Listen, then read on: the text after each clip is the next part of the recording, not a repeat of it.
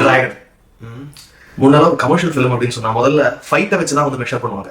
அதாவது ஹீரோ வந்து ஒருத்தன் ஒரு குத்துனா 40 அடி தள்ளி போய் விடுறான் அப்படிங்கிறப்போ இதெல்லாம் நம்புற மாதிரி இருக்கா, ஸோ இதுக்கு கமர்ஷியல் அப்படின்னு பேர் வச்சிடலாம். ஏன்னா ஹையஸ்ட் ஃபார்ம் ஆஃப் என்டர்டைன்மெண்ட், அதுல வந்து ஒரு எக்ஸைட்மெண்ட் இருக்கு, அந்த ஹீரோவோட ஹீரோயிசம் காட்டுற மாதிரி ஒரு விஷயம்.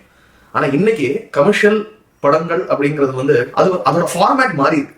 இன்னைக்கு ஃபைட்ல காமிக்கல, கதையிலேயே வந்து கொண்டு வந்துட்டாங்க அந்த ஒரு ஆஸ்பெக்ட். அது எப்படின்னு சொன்னா 48 அரியர் ஒருத்தன் வச்சிருக்காங்க.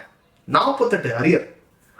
அவன் வந்து திடீர்னு ஹை பேயிங் ஜாபுக்கு போகணும் அப்படின்னு ஆசைப்பட்டிருக்கோம், அதுக்காக பண்ற தில்லுமுள்ளும். அதுக்கப்புறம் அந்த கம்பெனிக்கும் போய் ஒரு ஷார்ட் ஸ்பேன் ஆஃப் டைம்ல அவர் வந்து அப்படியே படிப்படியா மேல ஏறி போயிட்டே இருக்காங்க.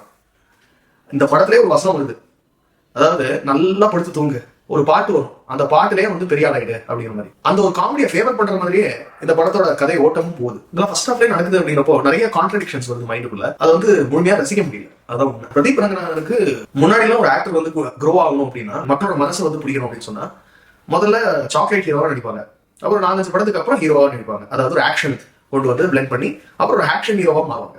அப்புறம் டான்ஸ், பாட்டு, அந்த மாதிரி பல விஷயங்கள் உள்ள வரும்னு வச்சுக்கோங்க.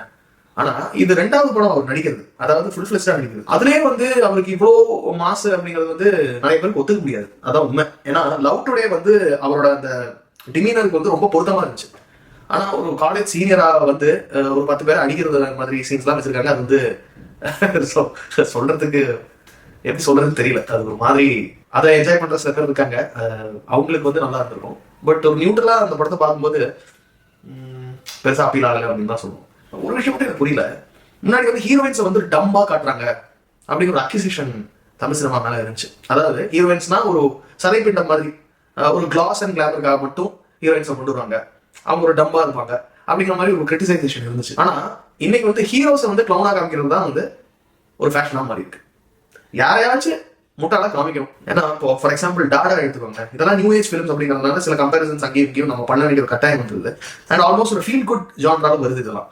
ஸோ என்டர்டைன்மெண்ட் ஜான்ராலும் வருது. So I will have to pick examples. So Dada கூட நீங்க பாத்தீங்கன்னா Kavin is very well known for playing ஒரு இடியட் அப்படின்னு சொல்லலாம். அதாவது பேரண்ட்ஸை மிஸ்ட்ரீட் பண்றது, சொசைட்டில யாரை ஹெல்ப் பண்ணாலும் ஓ நீங்களாம் இப்படியா அப்படியான்னு பேசிட்டு அவங்கள வந்து ஆன்டகனைஸ் பண்றது. அண்ட் அவனுக்கு கிடைக்கிற, அவனுக்கு வந்தா மட்டும் ரத்தம், மற்றவங்களுக்கு வந்து தக்காளி சட்னி அப்படிங்கிற மாதிரி ஒரு சிம்பத்தியை கிரியேட் பண்றது. இந்த மாதிரி விஷயங்கள்லாம் வந்து டாடாரையும் நம்ம பார்த்துருக்கோம்.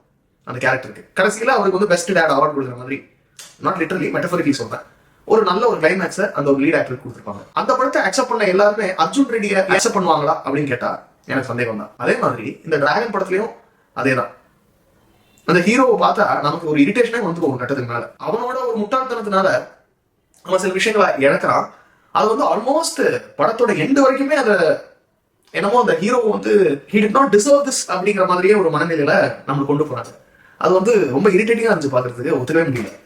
நான் வந்து பெரிய ஸ்பாய்லர்ஸ்லாம் கொடுக்காம மேலோட்டமா சொல்லிட்டு இருக்கேன், பார்த்தவங்களுக்கு புரியும் நான் சொல்ல வர்றது. ஸோ அந்த மாதிரி சில கான்ட்ரடிக்ஷன்ஸ் எனக்கு இருந்தது.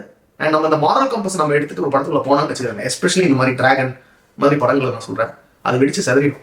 எனக்காவது கொஞ்சம் டாலரன்ஸ் இருக்கு, டாலரன்ஸே இல்லாதவங்க அப்படியே இறங்கி நடந்தே வந்துடுவாங்க வெளியே. ஸோ ஏன் வந்து ஒரு ப்ரொட்டாகனிஸ்ட் வந்து இவ்வளோ ஒரு டம்பாகவும் ஒரு கிளவுனாகவும் காமிக்கணும் அப்படிங்கிறது எனக்கு தெரியல.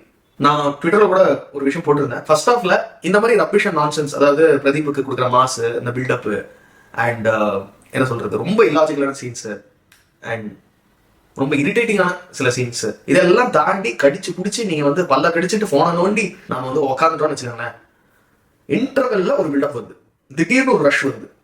அந்த ரஷ் தான் இந்த படத்தை ஓரளவுக்கு தூக்கி அப்படி டிபார்ட்.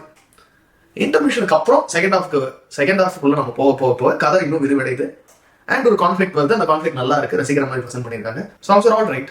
இந்த படத்துக்கு என்ன மாதிரி composition well and good. Mister மிஷ்கினோட கேரக்டர் வந்து எடுத்து சொல்லி ஆகணும். கொடுத்த கேரக்டர் வந்து ரொம்ப அழகாக பண்ணியிருக்காரு, அருமையாக பண்ணியிருக்காரு, அதில் எந்த டவுட்டும் இல்லை. கே.எஸ். ரவிக்குமார் நல்லா பண்ணியிருக்காங்க, கௌதம் வாசுதேவன் சூப்பராக பண்ணியிருக்காரு. ஸோ நிறைய டேரக்டர்ஸோட அமால்கமேஷன்ல பார்க்க முடியுது, அவங்களோட பெர்ஃபார்மன்ஸ் பார்க்க முடியுது, நல்லா இருந்துச்சு. மிஸ்டர் ஜார்ஜ் மரியனோட கேரக்டர் தான் வந்து ரொம்ப டச்சிங்காக இருந்துச்சு, ஒரு ரொம்ப நல்ல ஒரு எமோஷனல் டச் அந்த படத்துக்கு கொடுத்துச்சு. So that was really good performance as usual. And ஒரு கஷ்டப்படுற அப்பா, ஒரு நேவான இன்னசென்டான ஒரு ரோல்னா அவர் மாதிரி யாருமே நெய் பண்ணிட முடியாதுன்னு நினைக்கிறேன் இன்னைக்கு தமிழ் சினிமா வந்து கன்சிடர் பண்ணும்போது. So special mention. ஸ்னேகாலாம் வந்து ஒரு ரோல், ஒரு சின்ன ஒரு சீன்லாம் வந்துட்டு போறாங்க.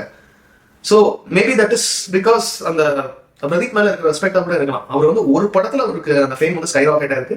But you have to ask your self, do you deserve that or not அப்படிங்கிறது. எனிவே அவருக்கு நல்ல ஒரு ஃபாலோயிங் இருக்கு, அது லவ் டுடேல இருந்து கிடைச்சிருக்கு அவருக்கு. அண்ட் அந்த ஸ்டோரி வந்து ரொம்ப universal and widely accepted. So it's a well deserved victory. It was also well presented. நிறைய விஷயங்கள் அதில் வந்து நல்ல விஷயங்கள் சொல்லப்பட்டிருக்கு. ஸோ அந்த படத்துக்கு உண்டான ஃபாலோயிங் இஸ் கிரேட். ஓவராலும் மெசேஜ் நீங்க பாத்தீங்கன்னா, மாரல் பாத்தீங்கன்னா செகண்ட் ஹாஃப்ல நல்ல விதமா அந்த படத்தை முடிச்சிருக்காங்க. அதை வந்து நான் அக்ரி பண்ணணும். So second half is totally different film. ரொம்ப ரேசியாகவும் ரொம்ப இன்ட்ரெஸ்டிங்காகவும் இருந்துச்சு. But absolutely illogical. இதுல இருந்து இன்ஸ்பிரேஷன் எடுக்காம எல்லாரும் வந்து கொஞ்சம் விழிப்புணர்வோட நடந்துக்கிட்டா காலேஜ்ல நல்லா இருக்கும். அப்படி நடந்துக்கணும் அப்படிங்கிறது தான் இதோட அண்டர்லைன் மாரல் ஒரு மெசேஜ் கூட நான் சொல்லுவேன். ஏன்னா அந்த ப்ரொட்டாகனிஸ்ட் என்ன மாதிரிலாம் வந்து எதெல்லாம் தாண்டி வராரு, கிளைமேக்ஸ்ல எந்த ஒரு நிலையில இருக்காரு அப்படிங்கிறத பார்த்தா நிறைய விஷயங்கள் இங்க மாறும். அதையெல்லாம் பார்க்காம ஃபர்ஸ்ட் ஹாஃப்ல வந்து இவர் இப்படி இருந்தாரேங்கிறத மட்டும் எடுத்துக்கிட்டு அப்படி அதை மட்டும் இன்ஸ்பிரேஷனா எடுத்தா நக்கு அவ்வளவுதான். ஸோ இந்த படம் வந்து ஓவராலா ஒருத்தங்க ரிவ்யூ பண்ணும்போது இந்த படத்தை வந்து நல்லதான் சொல்லுவாங்க அப்படின்னு எனக்கு தோணுது. ஏன்னா அந்த மாரல் டுவர்ட்ஸ் த எண்ட் ரொம்ப இம்பாக்ட்ஃபுல்லாகவே இருந்துச்சு. So there are chances that this film might run well. But நான் சொன்னதுதான் ஃபர்ஸ்ட் ஹாஃப்ல நிறைய இரிட்டேட்டிங்கான சீன்ஸ் இருக்கு. அதை தாண்டி நம்ம செகண்ட் ஹாஃப்க்கு வந்துட்டோம் அப்படின்னு சொன்னா உட்காந்து பார்க்குற மாதிரி இருக்கு படம். பட் தியேட்டர்ல நீங்க பார்க்கலன்னா அது பெரிய லாஸ் அப்படின்லாம் நான் சொல்ல மாட்டேன். அப்படின்னா ஓடிடியில் வந்தா கூட பார்க்கலாம். It won't be a great miss. நீங்க ட்ரைவ் பார்த்தீங்களா? உங்க ஒப்பீனியன் என்ன அப்படிங்கிறத கமெண்ட்ஸ்ல சொல்லுங்க. இந்த வீடியோ உங்களுக்கு பிடிச்சிருந்தா லைக் பண்ணுங்க, ஷேர் பண்ணுங்க, தண்டர்டுக்கு சப்ஸ்கிரைப் பண்ணுங்க. அடுத்த வீடியோ சந்திப்போம். நன்றி, வணக்கம்.